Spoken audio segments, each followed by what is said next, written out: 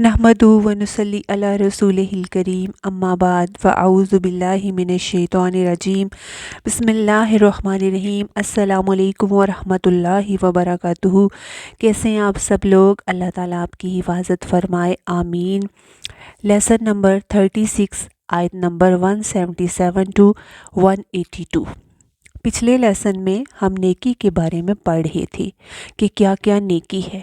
यानी सिर्फ मशरिक़ या मगरिब की तरफ रुख करना नहीं, बल्कि अल्लाह पर, यौम आखिरत पर, फ़रिश्तों पर, किताब पर और नबियों पर ईमान लाना और माल को देना रिश्तेदारों को, यतीमों को, मस्कीनों को, मुसाफिरों को और गर्दन छुड़ाने वालों को। और नेकी ये कि नमाज कायम करो, ज़कात दो। और इसमें नेकी की मज़ीद क्या किस्में हैं वो हम जानते हैं आयत में। वल्मौफूना बिअहदिहिम इज़ा आहदू, वो पूरा करने वाले हैं अपने अहद को जब वो अहद करें। बिअहदिहिम में जमा का सीगा है, यानी पूरी मुस्लिम सोसाइटी में ये कल्चर होना चाहिए कि वो अपने वादों को, कमिटमेंट्स को पूरा करें, निभाएं। क्योंकि जैसे ईमान लाना, नमाज पढ़ना ये इंसान अकेला करता है, मगर जब अहद करता है तो दूसरा भी साथ आ जाता है। और अहद या अल्लाह से किया जाता है या बंदों से किया जाता है। अहद किसी से भी करें, पूरा ज़रूर करें। अल्लाह से एक अहद की शक्ल तो वो है जो अहद अलस्त की सूरत में थी, और उसके बाद भी इंसान अपनी ज़िंदगी में मुख्तलिफ़ तरह की नीयतें करता रहता है अल्लाह की रज़ा के लिए। और फिर नज़र पूरी करना, अगरचे पसंदीदा नहीं, बहुत मन्नतें मानना, मगर अगर कोई जाने माने तो पूरी करे। इस तरह बंदों से किए अहद भी पूरे करने चाहिए, ख़ाह वो मुसलमान हो या गैर मुस्लिम। कुरान में अहद की पाबंदी करो, इसके बारे में सवाल होगा कहा गया है। अहद ख़ास ज़ुबानी हो या लिखा हुआ हो, और अगर उसे हमने ख़त्म करना हो तो फिर अलल इलान बताया भी जाए। अक्सर लोग तो याद ही नहीं रखते, इसलिए अगर भूलने का अंदेशा हो तो अपनी कमिटमेंट्स को लिख लिया करें। वो साबिरीना, और सब्र करने वाले। पीछे सब देने की बातें थी कि ये करो, अब लेने की बात है कि सब्र करो, यानी दूसरों की तरफ से आई तकलीफ़ दे बात को सह लेना है। और सब्र लेने में कोई खुशगवार चीज़ नहीं है, भारी चीज़ है। साबिर कौन है? वो जो ख़ुद को नेगेटिव रिएक्शन से रोक ले। वस्साबिरीन फिल बअसाई, और वो सब्र करते हैं तंगदस्ती में, फ़क्र में, यानी जब उन्हें कोई जिस्मानी तकलीफ़ होती है, गुर्बत लाहुक होती है, गरीबी होती है, या उनकी जान भी चली जाती है, कोई तंगी होती है, उस वक्त वो क्या करते हैं? सब्र का मुज़ाहरा करते हैं। और किस में? वद्दर्राई, नुकसान या बीमारी या दुख दर्द में, इन्हें दीगर हार्डशिप्स में भी सब्र ही वो करते हैं। देखें, जैसे कोई जहनी टॉर्चर है, किसी की तरफ से कोई बुरी बातें सुनने को मिलती हैं, तो ऐसे मौका पर किस चीज़ की ज़रूरत है? खुद को थामने की, रोके रखने की, सब्र करने की। वहीनल बअस, और जंग में, जंग का वक्त ऐसा वक्त होता है जो सबसे ज़्यादा सब्र का तकाज़ा करता है, क्योंकि उसमें जहनी तकलीफ़, जिस्मानी तकलीफ़ और खौफ भी होता है। जानो माल सब जा सकता है, और ख़ास तौर पर जो लोग खुद जंग में शरीक होते हैं उन्हें ज़्यादा सब्र की ज़रूरत होती है, क्योंकि उन्होंने जान हथेली पर रखी होती है। तो सब्र उन अमूर में भी जो काबिल बर्दाश्त हैं, और जो काबिल बर्दाश्त नहीं हैं उनमें भी।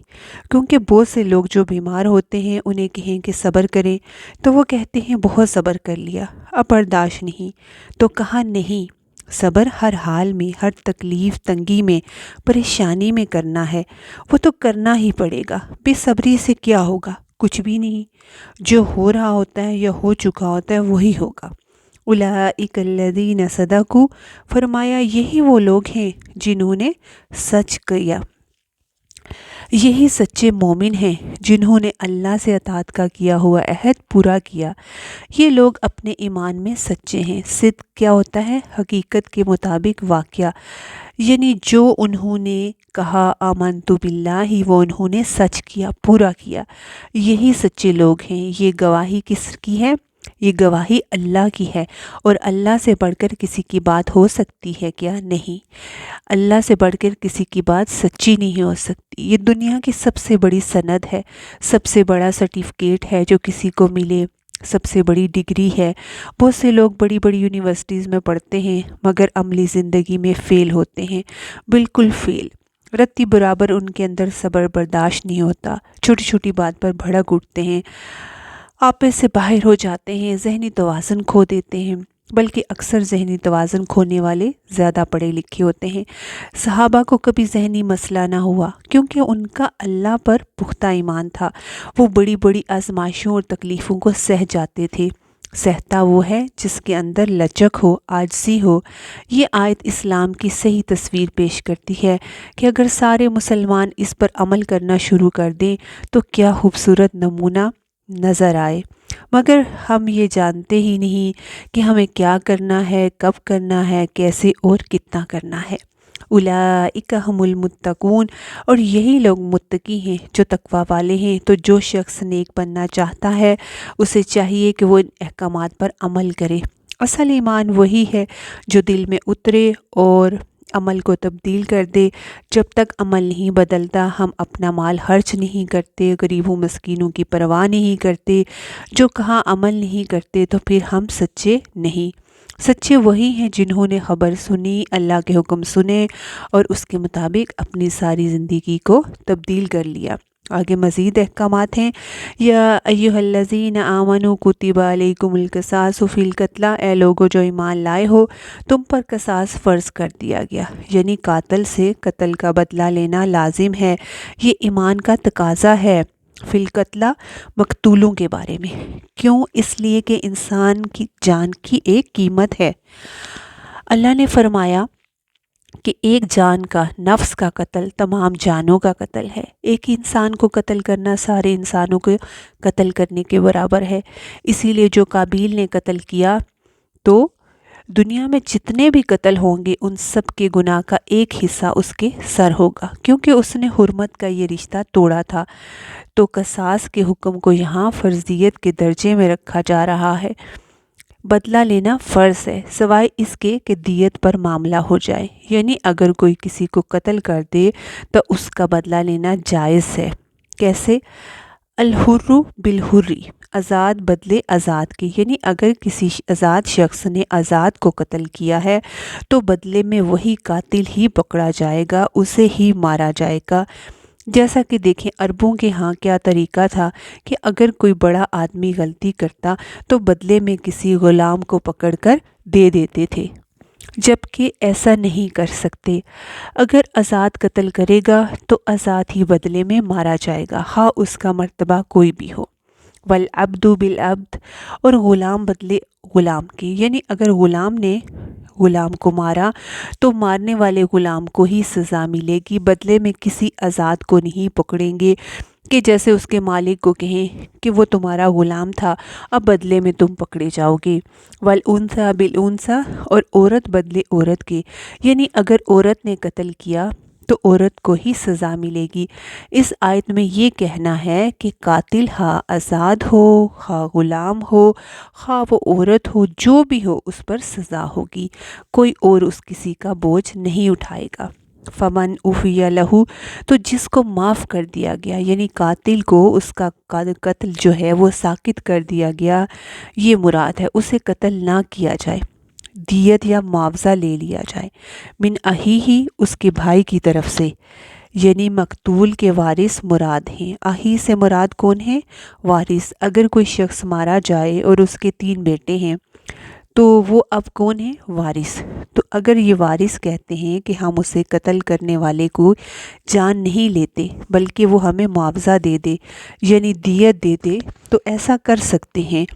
اگر ان میں سے وارثوں میں سے کوئی ایک بھی یہ کہے تو سب کو اس پر راضی ہونا ہوگا، یعنی جب تک متفق نہ ہو سب جان لینے پر تب تک جان نہیں لے سکتے۔ اگر ایک بھی یہ کہہ دے کہ جان کی بجائے ہم معاوضہ لے لیتے ہیں تو ایسا کیا جا سکتا ہے، اور ایسی صورت کو یہاں معافی کی صورت کہا گیا ہے۔ شیئن، کوئی بھی چیز، کچھ بھی، اینی تھنگ، فتباؤن تو پیروی کرنا ہے، یعنی دیت کے پیچھے جانا ہے وارث کو، بالمعروف ہی بھلے طریقے کے ساتھ، معروف سے، اور معروف کیا ہے؟ جس علاقے میں وہ رہتے ہیں وہاں کا جو قانون دیت ہے، اس کی جو قیمت ایک ملکی دستور میں مقرر ہے اس کے مطابق دینا ہے، اس سے زیادہ نہیں۔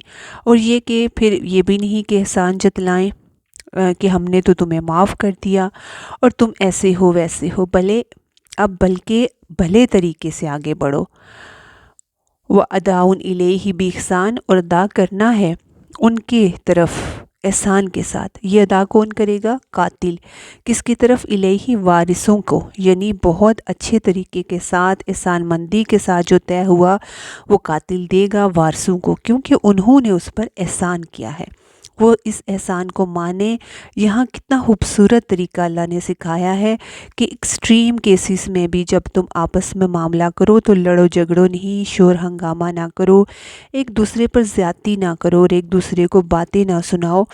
پیروی کرنے والے مقتول کے وارث بھی حوصلے کے ساتھ معاملہ کریں، حدود کے اندر رہیں۔ قاتل بھی اب احسان مند ہو، اس کی نظریں جھکی ہوں، جو ہوا اب اس کے بعد معاملے کو اچھی طرح کر کے زندگی کا سفر شروع کریں۔ لیکن اس کے برعکس ہمارے معاشرے میں کیا ہوتا ہے؟ دونوں فریق ایک دوسرے کے ساتھ غلط معاملہ کرتے ہیں، دھوکہ دیتے ہیں، ایک دوسرے کے بارے میں غلط رائے اور الزامات قائم کرتے ہیں۔ ذالکہ، یہ وہ چیز ہے، کون سی؟ قتل کی بجائے معاوضہ لینا۔ ذالکہ سے مراد معافی اور دیت ہے۔ تخفیف، آسانی کرنا ہے، من ربکم ورحمہ، تمہارے رب کی طرف سے ایک جو ہے وہ کمی کرنا ہے اور اس کی طرف سے رحمت ہے۔ یہ اللہ کی مرضی ہے۔ کم سے یہاں مراد امت مسلمہ ہے کہ اے نبی صلی اللہ علیہ وآلہ وسلم کی امت، تمہارے ساتھ تمہارے رب نے بڑی آسانی کر دی ہے، کیونکہ تم سے پہلے گزری قوموں پر مشکل تھی۔ کیا؟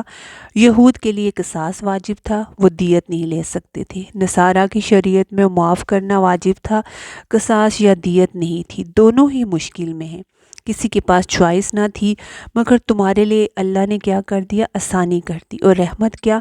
کہ قتل سے ایک شخص بچ گیا اور دیت پر معاملہ طے پا گیا۔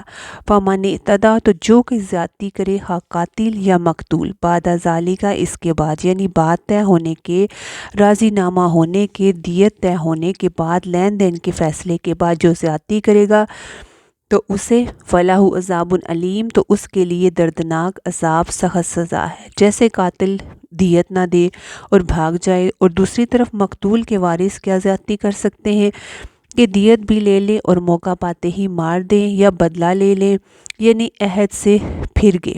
یہ بھی ایک عہد تھا، پیچھے عہد پورے کرنے کے بارے میں کہا گیا ہے، تو اس آیت میں بڑا خوبصورت طریقہ معاملہ کرنے کو کہا گیا، اور یہ بھی کہ قتل کے باوجود اخوت کا رشتہ ختم نہیں ہوتا، مومن ایک دوسرے کے بھائی ہیں، دین کا رشتہ بہت مضبوط رشتہ ہے، مگر ہمارے ہاں قتل تو دور کی بات، کوئی کچھ بات چھوٹی کہہ دے تو تعلق ختم کر لیے جاتے ہیں، خون کے رشتے تک ختم کر دیے جاتے ہیں، جبکہ دین کیا سکھاتا ہے؟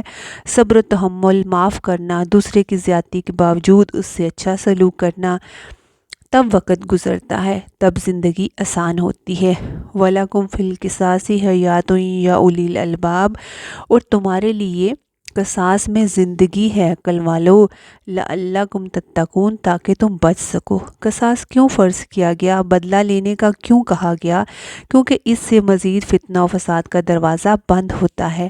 حالانکہ ایسے دیکھنے میں کیا لگے گا کہ ایک جان گئی تو ایک اور جان لے لی جائے، یہ تو موت ہے، لیکن اللہ تعالیٰ فرماتے ہیں اس میں زندگی ہے۔ قاتل کو پکڑنا، قاتل کو روکنا، قاتل کو سزا دینا یا اس سے معاوضہ لینا، اس کو آئندہ کے قتل سے روکنا ہے، ورنہ جو شخص ایک دفعہ کسی کے خون سے ہاتھ رنگ لے پھر اس کی جھجک ختم ہو جاتی ہے، ڈر نکل جاتا ہے، لیکن اگر اسے سزا ملے، ہاں جان لینے کی شکل میں ہو یا مال کی شکل میں، تو ایک تو اسے عبرت ہوگی اور دوسرا اسے دوسرے بھی عبرت حاصل کریں گے کہ اگر قتل کیا تو یہ انجام ہوگا۔ میرا بھی قتل ہو سکتا ہے۔ تو اس طرح سے بہت سے لوگ قتل ہونے سے بچ بھی جائیں گے، اور اس طرح ایک معاشرے کے اندر زندگی آئے گی۔ اور سوچیں اگر قصاص کا قانون نہ ہو، اگر کسی کے باپ بیٹے یا بھائی کو مار دیا جائے تو اس کا حال کیا ہوتا ہے؟ اندر ایک انتقام کی آگ ہوتی ہے، غیظ و غضب اور غصہ ہوتا ہے۔ صبر کا مطلب یہ نہیں ہوتا کہ دوسرے کو اس کا حق ہی نہ دیا جائے۔ اگر حق نہ دیا جائے گا تو اس سے تحریب کاری کے دروازے کھلیں گے، کیونکہ ایک قتل سے کئی قتل ہو جاتے ہیں اور کبھی یہ سلسلہ چل پڑتا ہے۔ عربوں کے ہاں تو یہ قتل کے بارے میں بہت برے معاملے تھے۔ ایک قتل سے کتنے قتل اور لڑائی جھگڑے اور فساد شروع ہو جاتے تھے، اور وہ سلسلہ پھر چلتا رہتا تھا اسلام سے پہلے۔ تو ان سب غلط چیزوں کا یہاں سے دباب کیا جا رہا ہے کہ ایک حد تک تو ایسا کر سکتی ہو کہ حد میں رہ کے بدلہ لو یا دیت، اس سے زیادہ کچھ نہیں کر سکتے۔ اور اس سے تحریب کاری کا دروازہ بند کیا گیا۔ تو جہاں اسلام کے مطابق سزا دی جائے، جیسے سعودیہ میں دیکھیں قاتل کو کیسے سزا دی جاتی ہے۔ ہماری سوسائٹی میں کیوں قتل و غارت رہتا ہے؟ کیونکہ قاتل بھاگ بھی سکتا ہے اور سزا سے بچ بھی جاتا ہے۔ تو اس وجہ سے معاشرے میں تحریب کاری جنم لیتی ہے۔ تو اس بدلہ لینے میں زندگی ہے، امن ہے، اللہ کے ہر حکم میں انسان کا فائدہ ہے۔ یہاں عورتوں کے حوالے سے بھی بات آئے گی کہ جو اپنے بچوں کو ابورٹ کرواتی ہیں تو یہ بھی قتل نفس ہے، کیونکہ پیٹ میں بچے کا مالک اللہ ہے، وہ اللہ کی امانت ہے، ہم اسے اپنی مرضی سے نہیں مار سکتے۔ تو یہ بھی جرم ہے، ایک جان کو قتل کرنا تمام جانوں کو قتل کرنے کے برابر ہے۔ اگر کسی نے یہ کام انجانے میں کیا ہوگا تو جان کر اب معافی مانگے اور توبہ استغفار کرے اور صدقہ خیرات کرے۔ کتب علیکم اذا حضر احدکم الموت، لکھ دیا گیا تم پر جب حاضر ہو، یعنی علامات ہوں تم پر کسی ایک کو موت کی، یعنی جب تم میں سے کسی ایک کی موت کا وقت قریب آ جائے، یعنی اب جیسے بچنا مشکل ہے، کوئی ایسی بیماری ہے، کچھ ایسے آثار ہوں، تو کیا ان طرح کا خیرہ، اگر وہ مال چھوڑ جائے، یعنی اس کے پاس مال ہے تو کیا کرے؟ الوصیۃ للوالدین والاقربین بالمعروف، تو وصیت کرے والدین کے حق میں اور رشتہ داروں کے لیے بھلے طریقے سے۔ حقاً علی المتقین، حق ہے متقین پر، اللہ سے ڈرنے والوں پر یہ لازم ہے۔ اصل میں یہ آیت مدنی ہے اور آیت میراث سے پہلے نازل ہوئی۔ آیت میراث سورۃ النساء میں ہے، جن میں تفصیل کے ساتھ ہر وارث کا حصہ بتا دیا گیا ہے۔ یہ اس سے پہلے نازل ہوئی تھی، قانون بعد میں آیا۔ اس لیے زیادہ علماء کی یہی رائے ہے کہ یہ آیت منسوخ ہے، لیکن بعض کہتے ہیں کہ منسوخ نہیں، مخصوص ہے، یعنی مخصوص حالات میں اس پر عمل کیا جائے گا، کیونکہ والدین کا دیکھیں حصہ ہوتا ہے تو ان کے لیے وصیت نہیں، کیونکہ وصیت وارث کے حق میں ہوتی ہے۔ لیکن اقربین میں کچھ ایسے رشتہ دار ہوتے ہیں جن کو حصہ نہیں ملتا، تو ایسی صورت میں ان رشتہ داروں کے لیے بھی کچھ نہ کچھ لکھ دینا چاہیے۔ تو معروف کے یہاں دو معنی ہیں، وارثوں کے لیے وصیت نہیں، اور 1/3 سے زیادہ مال میں وصیت نہیں، کیونکہ باقی مال تو وارثوں کا حصہ ہے۔ اور اگر مال نہیں تو آپ پھر ایسی وصیت بھی کر سکتے ہیں، جیسے اگر آپ سمجھتے ہیں کہ آپ کے خاندان والے دین پر نہیں ہیں اور آپ کے پیچھے کوئی معاملہ ایسا ہو سکتا ہے جو شریعت کے خلاف ہو، تو آپ کہہ سکتے ہیں، اپنی وصیت میں لکھ سکتے ہیں کہ جیسے ہمارے مرنے کے اوپر بین نہ کیے جائیں، نامحرم کو ہمارا چہرہ نہ دکھایا جائے، اور یہ کہ جدھر فوت ہوں وہیں دفن کیا جائے، وغیرہ وغیرہ۔ اگر آپ چاہتے ہیں کہ آپ کے مرنے کے بعد کوئی غلط رسم و رواج بدعت نہ ہو تو تھوڑی دیر بیٹھ کر لکھیں دل کی باتیں اور دے دیں۔ پھر وصیت کرنا فرض ہے جب اس کے قابل کوئی چیز ہو، یعنی جب مال ہو، کچھ ہو تو واجب ہے، اور اگر ایسی کوئی چیز نہیں تو مستحب ہے، جو بھی کرنا چاہے۔ جب کوئی فوت ہوتا ہے تو سب سے پہلے اس کا قرض ادا کیا جاتا ہے، پھر اس کی وصیت پوری کی جاتی ہے، اور پھر باقی مال میں سے اس کے وارثوں کو دیا جاتا ہے۔ فمن بدلہ بعد ما سمع، تو جو کوئی بدل دے وصیت کو بعد اس کے اس نے اسے سن لیا، یعنی جان لیا، اسے پتہ تھا، تو فَإِنَّمَا اسْمُهُ عَلَى الَّذِينَ يُبَدِّلُونَ، تو اس کا گناہ ان لوگوں پر ہوگا جو اسے بدلیں گے۔ پھر گنہگار بدلنے والا ہوگا، خواہ وہ وارث ہو یا جس نے وصیت لکھی ہو یا جس سے وصیت لکھوائی گئی ہو۔ ان اللہ سمیع علیم، بے شک اللہ سننے والا ہے، کیا وصیت کرنے والا کیا کہہ رہا ہے، وہ جانتا ہے کہ کیا کیا گیا، وصیت کو تبدیل کرنے سے کیوں منع کیا گیا، کیونکہ جس کے حق میں وصیت کی جا رہی ہے اسے نقصان پہنچے گا۔ اگر آپ نے وصیت کے اندر کسی کے لیے کچھ لکھوایا ہے اور لکھنے والے نے نام بدل دیا تو اس میں نقصان کیا ہوگا کہ جس کے لیے لکھنا تھا تبدیلی سے اسے حق سے محروم کر دیا گیا۔ اسی طرح کوئی یہ لکھوائے کہ میرا 1/3 حصہ مسجد میں دے دو، تو لکھنے والا اگر آدھا حصہ لکھ دے گا، ہاف لکھ دے گا، تو اس سے وارثوں کے حق میں کمی ہو جائے گی۔ فَمَنْ خَافَ مِن مُوصٍ جَنَفًا أَوْ إِثْمًا، تو جو کوئی ڈرے وصیت کرنے والے سے کہ وہ طرفداری کر رہا ہے یا کوئی گناہ کی بات کر رہا ہے، فَأَصْلَحَ بَيْنَهُمْ، تو ان کے درمیان اصلاح کرا دے۔ اصلاح سے مراد اس وصیت کو درست کرنا ہے، لیکن وہ خود سے ہی اسے درست نہیں کرے گا، بلکہ جن کے حق میں کی جا رہی ہے اور جو کرنے والا ہے ان دونوں کو آمنے سامنے لا کر، اور اگر کرنے والا مر گیا تو بعد میں وارثوں کو سمجھا کر اسے صحیح کروائے۔ فلا اسم علیہ، تو اس میں گناہ نہیں، اس تبدیلی میں، سمجھانے میں، یعنی اگر وصیت میں کسی کی حق تلفی ہو، زیادتی ہو، تو ایسی صورت میں اس وقت بھی سمجھایا جا سکتا ہے، اور اگر وصیت کرنے والا مر گیا تو بعد میں وارثوں کے درمیان بھی حالات درست کروا سکتا ہے، انہیں سمجھا سکتا ہے، کیونکہ اس سے مرنے والے کی گناہ سے جان چھوٹ جائے گی، کیونکہ اگر وہ وارث کو محروم کر کے کسی غیر وارث کو مال دے گیا تو اگر وہ ساری زندگی بھی عبادت کرتا رہا تو مرتے وقت غلط وصیت جو کر گیا تو اس پر جنت حرام ہے۔ ان اللہ غفور الرحیم، بے شک اللہ تعالیٰ غفور الرحیم ہے، اس لیے اس نے یہ احکامات بندوں کو دیے ہیں، یہ طریقے سکھائے ہیں تاکہ وہ دنیا میں بھی اللہ کی نعمتوں سے معمور ہوں اور آخرت میں ان کے گناہ معاف کر دیے جائیں۔ اللہ ہمیں اپنے حکموں پر چلنے کی توفیق عطا کرے، آمین۔ السلام علیکم ورحمۃ اللہ وبرکاتہ۔